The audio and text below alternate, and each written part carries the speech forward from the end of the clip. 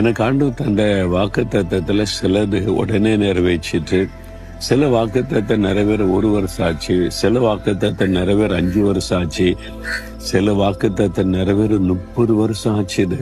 அதுக்கப்புறம் நிறைவேறிச்சு. ஆனா நான் கூட மறந்துட்டேன், ஆண்டவர் மறக்கல. நான் உனக்கு வாக்கு கொடுத்தல, இப்ப நிறைவேற்றி கொண்டிருக்கிறேன். ஏற்ற வேளையிலே நிறைவேற்றுவார்.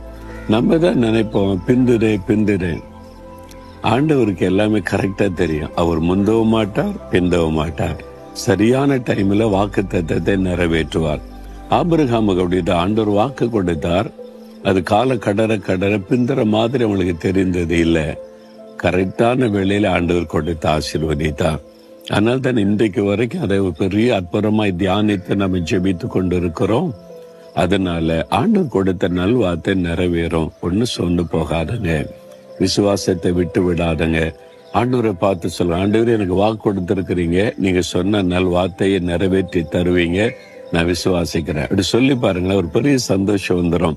இன்னைக்கு அது நிறைவேறிடும். பிறகு எதுக்கு கவலைப்படணும்? சொல்லுங்க ஆண்டவரை பார்த்து, ஆண்டவரே நீங்க எனக்கு வாக்கு கொடுத்த மாதிரி எனக்கு கொடுத்திருக்கிற நல் வார்த்தைகள், வாக்குத்தத்தங்களை எல்லாம் நிறைவேற்றி தருவீங்க. நீங்க மாற மாட்டீங்க, நீங்க தவற மாட்டீங்க. ஏற்ற வேளையில இந்த வாக்குத்தத்தம் என் வாழ்க்கையில நிறைவேறும். நான் விசுவாசிக்கிறேன். அற்புதத்தை நான்